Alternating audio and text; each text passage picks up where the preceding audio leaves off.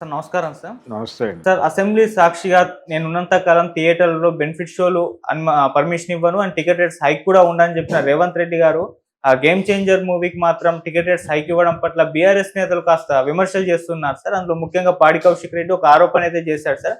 500 కోట్లు వీళ్ళ దగ్గర సినిమా వాళ్ళ దగ్గర తీసుకొని బెనిఫిట్ షోలకు పర్మిషన్ ఇచ్చారని చెప్పేసి ఒక ఆరోపణ అయితే చేయడం చూస్తున్నాం సార్.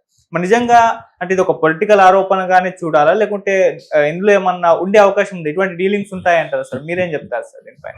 అంటే పుష్ప వివాదానికి ముగింపు పలుకుతూ సినిమా పెద్దలతో ముఖ్యమంత్రి గారు సమావేశం అయిన సందర్భంగా దిల్ రాజు గారు బయటకు వచ్చినప్పుడు చాలా స్పష్టంగా ఒక మాట చెప్పాడు.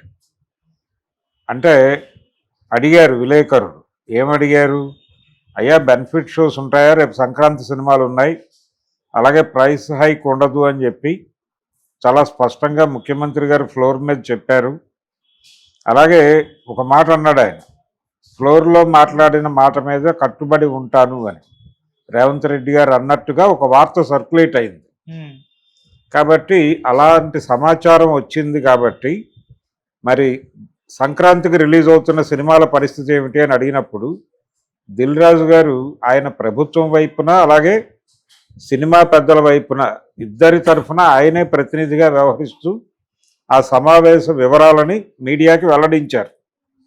ఈ వెల్లడిస్తున్నటువంటి సందర్భంలో వారు చెప్పింది ఏంటంటే, మీరు లేనిపోనివి మాట్లాడకండి, లోపల జరిగింది మీకు తెలియదు, మీరు తెలిసినట్టుగా మాట్లాడే ప్రయత్నం చేయవద్దు అని అన్నాడు ఆయన. తర్వాత కూడా అన్నాడు ఆ మాట. యాక్చువల్గా సభలో మీటింగ్లో చర్చకి రాని అంశాలన్నీ చర్చకు వచ్చినట్టుగా మాట్లాడుతున్నారు అని తర్వాత రోజుల్లో కూడా అన్నాడు ఆయన.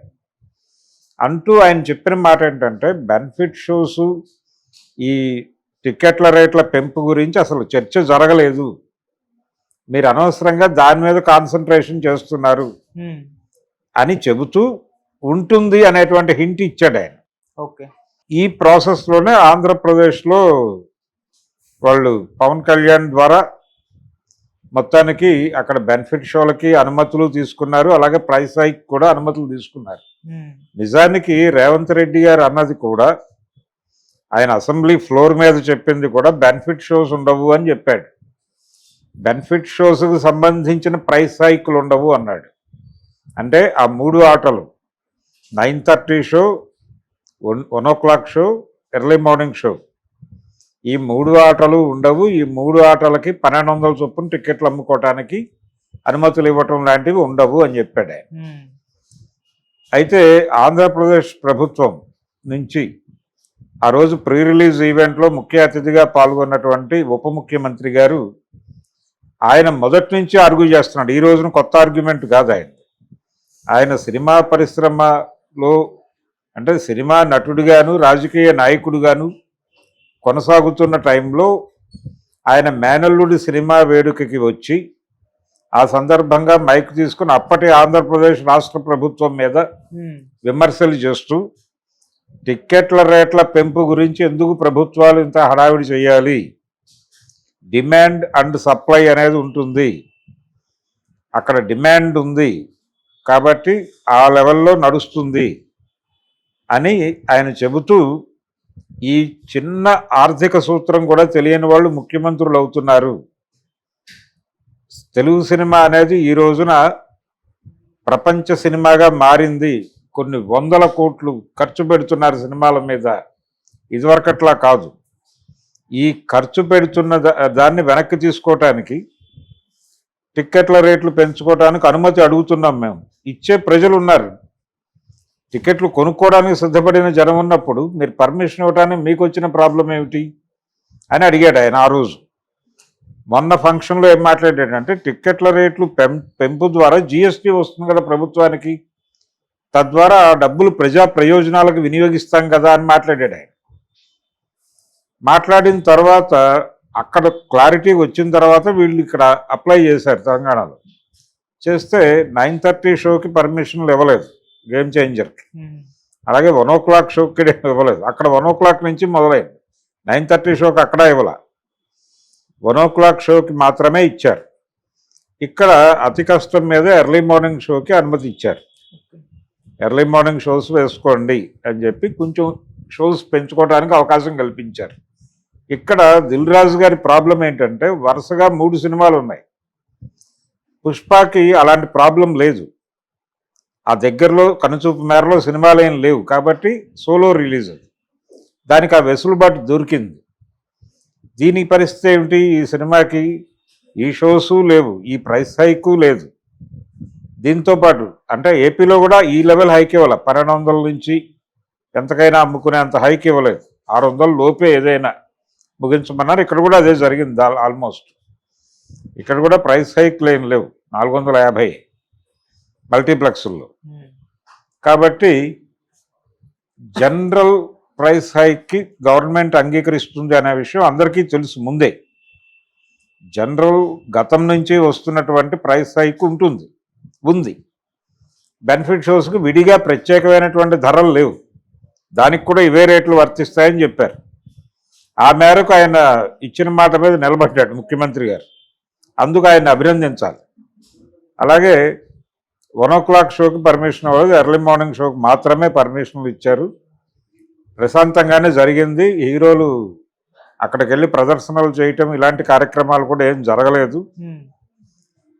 బాగానే నడిచింది గేమ్ చేంజర్ వరకు. ఇతను ఇమేజ్ ఉన్నటువంటి హీరోనే అయినప్పటికీ ఎక్కడా కూడా ఏ రకమైనటువంటి ఇబ్బందికరమైనటువంటి పరిస్థితులు చోటు చేసుకోలేదు.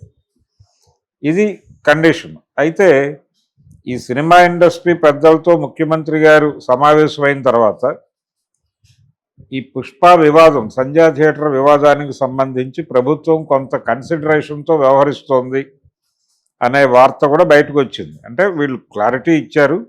దీనికంటే ముందే ఆయన అల్లు అర్జున్ పోలీసు విచారణకు వెళ్ళిన సందర్భంగానే కొంత కన్ఫెసివ్ టోన్తో మాట్లాడాడు, నేర అంగీకార ధ్వనితో మాట్లాడాడు అనేది బయటకు వచ్చిన మాట.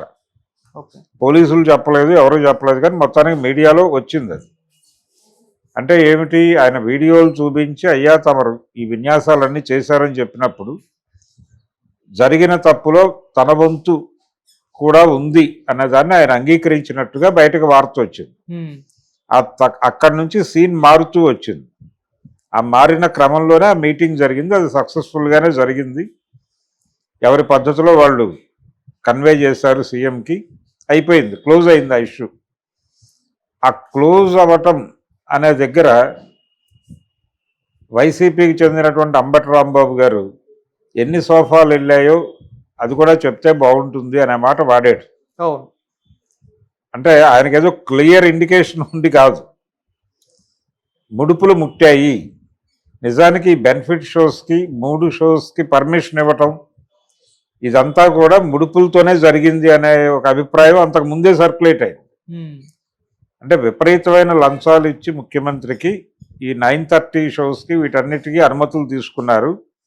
మరి అవన్నీ క్యాలిక్యులేట్ చేసుకుంటే వీళ్ళు 1200 నుంచి 3000 టికెట్లు అమ్మకపోతే వర్కౌట్ అవ్వదు కాబట్టి అమ్ముకొని ఇచ్చారు అనే విమర్శ కూడా వచ్చింది ప్రభుత్వం మీద. ఆ విమర్శలో ఎంత హేతుబాధ్యత ఉందో ఈ సోఫాలు వెళ్ళినాయనే విమర్శలో కూడా అంతే ఉంది. నిజానికి చేతులు మారితే మారుండొచ్చు. ఇక్కడ ఎవరు కూడా పూర్తి సచ్చీలు ఉన్నారు, లేకపోతే ఇది లంచాలకు అతీతంగా నడుస్తున్నటువంటి ప్రపంచం అని అనుకోనక్కర్లేదు.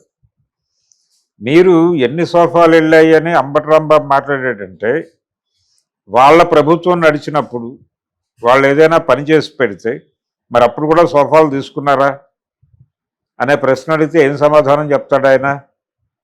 అందుకని ఇలాంటివి జరిగితే జరగనువచ్చు, జరగకపోనువచ్చు, కానీ జరిగిన ఇన్సిడెంట్ మీద మాత్రం ప్రభుత్వం ప్రాపర్గానే స్పందించింది. ఏది?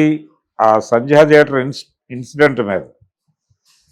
ఆ సమయంలో ఆ సందర్భంగా ఆయన ఇచ్చినటువంటి ప్రకటన నుంచి ఆయన పూర్తిగా 100% వెనక్కి అయితే వెళ్ళలేదు. 2 షోస్కి పర్మిషన్ ఇవ్వాలి, 1 షోకే పర్మిషన్ ఇచ్చాడు ఆయన, ఒక అదనపు షో దానికే పర్మిషన్ ఇచ్చారు. దానికి కూడా భారీ ప్రైస్ హైక్లు ఏం లేవు, నార్మల్గానే జరిగింది. దీనికి ఈయన చెప్పినట్టుగా 500 కోట్లు ఇచ్చే పరిస్థితి లేదు అక్కడ. ఆ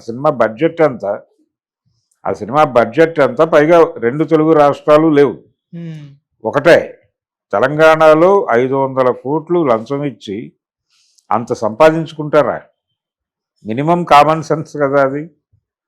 అందుకని కౌశిక్ రెడ్డి ఒక అద్భుత రసంలో మాట్లాడాడు అంతే. ఓకే. శంకర్ సినిమాకి అద్భుత రసంలో మాట్లాడాలేమో అనుకుని అక్కడ 10 రూపాయలు చేతులు మారి ఉంటే ఈయన 500 కోట్లు అని ఉండొచ్చు. అలా స్టేట్మెంట్ తప్ప అది ఎట్టి పరిస్థితుల్లోనూ వాస్తవం అయ్యే పరిస్థితి లేదు.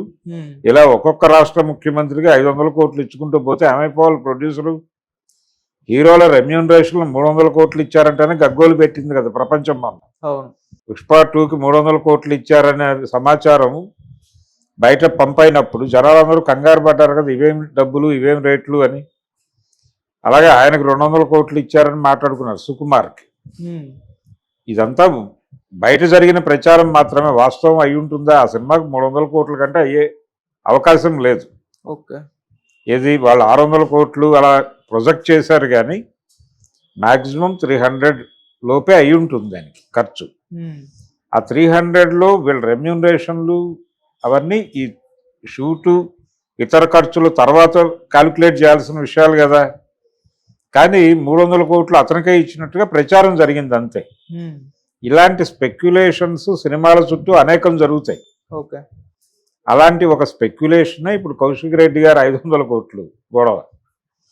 ఒక సినిమాకి ఒక షో అనుమతికి ఒక 200 రూపాయల హైక్కి 500 కోట్లు ఇచ్చుకుంటే ఆ ప్రొడ్యూసర్ ఎక్కడి నుంచి తేవాలి? ఈయన ఆయనకు అప్పు ఇవ్వాలి.